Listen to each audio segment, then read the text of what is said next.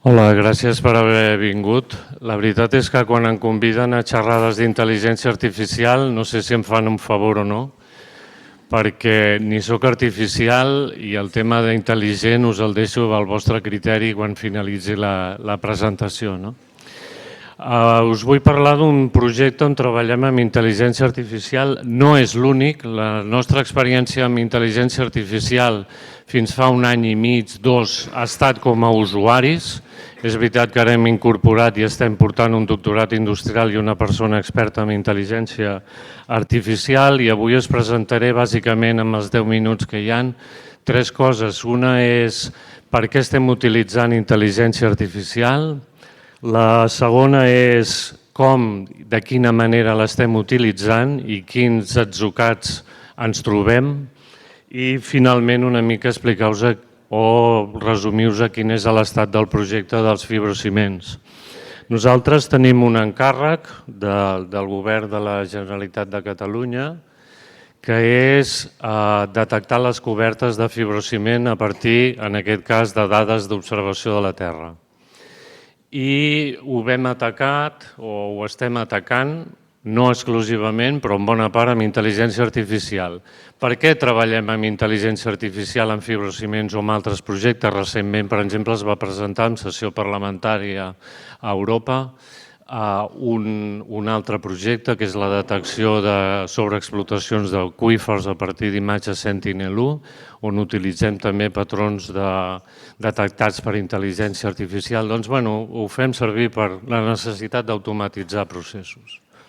No tenim una altra manera, quan se'ns demana, per exemple, totes les cobertures d'un territori com a Catalunya, detectar si són o no són de fibrociment, doncs automatitzar processos o quan tenim milions i milions i milions de punts, sobretot al territori, de veure quin patró de deformació segueixen i, per tant, si allò és susceptible que hi hagi o no un aqüífer sobreexplotat. Ens ajuda una capacitat de computació que ha anat en augment. Voldria dir que ens ajuda un volum de dades en gran creixement, ingent. Jo sempre dic que quan vaig fer la tesi vaig treballar amb 3 imatges que costaven molt de processar i de comprar i ara, per exemple, amb els Sentinels i amb els Copèrnicus, cada 4 o 5 dies una imatge, una imatge, una imatge. I, per tant, tenir tota aquesta informació que sabem que entén del problema, i amb això faré una referència especial. No sé si posant aigua al vi a la conferència de la Carina, i un augment dels requeriments de latència i reactivitat en la geoinformació. Cada vegada més es demanen resultats més ràpids i amb més freqüència temporal. Si tenen o no més o major qualitat, això ja és una qüestió de, com a agència d'informació, cercar-la i buscar-la, però el vector predominant o el que està agafant o ha agafat més força és la latència i la reactivitat. Per tant, en l'àmbit de la classificació o detecció, millor dit, de cobertes de fibrociment, hem treballat amb 5 aproximacions que es complementen. Classificació a partir de machine learning d'imatges hiperespectrals d'alta resolució. Classificació amb imatges hiperespectrals de baixa resolució, fotointerpretació, i amb això insistiré tant amb la detecció com després amb la valoració dels resultats, classificació a partir d'imatges satèl·lit també utilitzant machine learning i després estem treballant el tema de deep learning amb imatges aèries combinant-les amb productes derivats de les cobertures líder. Fotointerpretació. Per què de la fotointerpretació? Ens donen, a partir de les nostres ortoimatges, dades de molt alta resolució en les que podem o intentem detectar ja no tan sols cobertes de fibrociment, sinó també tenir una certa història. Estem treballant bàsicament en 2022-2023 en fibrociment, però també tenir una certa història d'on venien, perquè també us he de dir que moltes cobertes han canviat, s'han encapsulat i, per tant, hi ha que tenir molt en compte l'època de la dada que fas servir. I amb això estem treballant en una àrea mínima de 35 metres quadrats als nostres companys de fotointerpretació. Després insistiré amb una altra derivada de la fotointerpretació. Però bàsicament una de les grans novetats a nivell internacional és utilitzar dades hiperespectrals i amb això voldria insistir. En l'institut tenim uns sensors hiperespectrals aeroportats. Aquí teniu una mica amb el que hem treballat, el sensor AISA amb el visible i l'infraroig proper amb una resolució d'1,5 metres i el sensor tèrmic amb una resolució d'1,5 metres també i després en baixa resolució amb un altre sensor hiperespectral a 3,5 metres. Això és una novetat a nivell internacional i ens dona un avantatge respecte a la fotointerpretació o fer córrer conjunts d'entrenament amb ortofotos i generar un resultat. Heu de pensar que amb les imatges en el visible, l'infraroig proper i en el tèrmic podem acabar o estem veient que podem detectar cobertes que en el seu aspecte visual són molt similars a una coberta de fibrociment però que no ho són.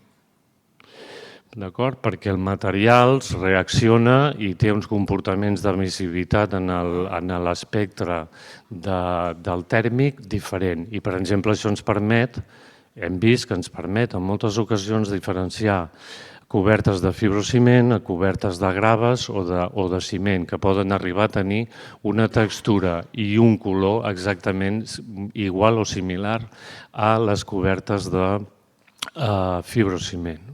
I amb això fusionem les dades i després en fem una fotointerpretació. Val a dir que un projecte d'aquesta magnitud de 32.000 quilòmetres quadrats no l'hem vist enlloc. És a dir, els estudis són estudis locals, són estudis d'una ciutat, d'una zona en concret, amb uns resultats. Atacar regionalment i a partir de sensors hiperespectrals per intentar veure aquesta diferència i salvar els falsos positius que en moltes ocasions dona un sistema entrenat a partir només d'imatges aèries o d'ortofoto és realment novedós i en això estem. Quins mètodes hem fet servir? Hem fet servir, com comentava, mètodes d'isodata i mètode SAM a partir del comportament espectral d'alguns candidats que sabíem que eren cobertes de fibrociment i bàsicament hem treballat amb la fusió d'aquests dos tipus de sensors per poder fer aquesta diferenciació de molts falsos positius que eren cobertes, per exemple, de graves o ciments, com ja us he comentat, amb aquestes àrees mínimes. Això s'ha pogut fer gràcies a l'anàlisi del comportament espectral. I aquí una altra novetat o diferència. La colonització moltes vegades de les cobertes de fibrociment, és a dir, el tipus de vegetació, el tipus de líquen, el tipus de deteriorament, té un comportament geogràfic, espaial i del tipus de construcció. No podem anar a una àrea determinada, veure l'espectre i allò entrenar-ho i fer-ho córrer per tot Catalunya. És molt diferent el tipus de fibrociment o de colonització que puguin tenir a la Lleida les granges de porcs que puguin tenir a Barcelona els polígons industrials o les cobertes més antigues al 2001. Per tant, tot això ho hem tingut d'anar personalitzant dins de l'àrea geogràfica d'estudi. És a dir, apretar un botó i surt, res de res. Aquí teniu alguns exemples de com hem estudiat la reflectivitat a partir del visible a l'infraroig proper a MAISA o l'emissivitat amb el tèrmic, la il·luminació no deixa veure gaire bé això, però finalment es produeix una selecció de candidats. I aquí tornem una altra vegada al mateix, la selecció de candidats i saber que allò és, amb totes les certeses que ens pugui donar el mètode realment cobertes de fibrociment, després ens ajudarà a poder entrenar sistemes, per exemple, de deep learning amb un bon conjunt. Perquè ja no és només la qualitat, és que allò realment representi el fenomen que vols estudiar. I això no sempre passa amb cartografia temàtica i amb l'ús de la intel·ligència artificial. Els companys de vols han volat amb els nostres sensors i certes cobertures s'han tingut de fer a major altitud i aprofitant altres programes, i aleshores ens hem anat també amb un anàlisi hiperespectral, però al volar més alt i tenir una resolució de 3,5 metres, estem parlant de que creiem que la integritat dels resultats es dona amb superfícies mínimes de 100 metres quadrats. Després també s'han utilitzat imatges de satèl·lit de molt alta resolució. Vam generar una licitació, un contracte, perquè en unes àrees concretes amb alta densitat de població s'estudiés la possibilitat de com a partir d'imatges satèl·lit de molt alta resolució podien generar uns resultats. Aquests resultats es van generar i els estem avaluant i comparant amb l'aportació dels hiperespectrals, d'acord? Finalment, totes aquestes dades, tota aquesta informació en els diferents mètodes per intentar cobrir tota la superfície de Catalunya s'estan integrant en un visor amb els companys d'anàlisi i tractament de dades perquè el govern tingui unes delimitacions de les zones on hem detectat candidats a fibrociment. Aquí veieu en les imatges, per exemple, un aspecte de la rellevància o importància de la data de la imatge que fa servir. Aquí teniu una imatge, crec que això està tret del Google Earth, com a exemple, com a exemple de falsos positius o, dit d'una altra manera, de deteccions que nosaltres veiem amb les imatges o que no veiem amb les imatges hiperespectrals i que altres mètodes que utilitzaven imatges, per exemple, imatges satèl·lit o ortofotos més antigues, s'hi donaven com a cobertes de fibrociment. I resulta que és que estaven ja encofrades o protegides, com veieu, aquestes grans extensions de color verd. Per tant, on som ara? Això són dades, insisteixo, de 2 de novembre de 2023, per tant ara estem més avançats, però en grans números aquí teniu quin és el percentatge de compliment. Quan diem un 75% volem dir que ja tenim els candidats resolts, però volem passar per un procés de control de qualitat que s'ha de fer. Insisteixo, dades de 2 de novembre, estàvem parlant de que més del 80% de la població ja estava fet, més de 60.000 candidats. Quan dic candidats vull dir cobertes de fibrociment. Si algú em pregunta per baixants o altres superfícies, us diré que això no ho detectem. La geometria d'observació d'un avió, ja no diguem d'un satèl·lit, no estem com per poder detectar els baixants, etc.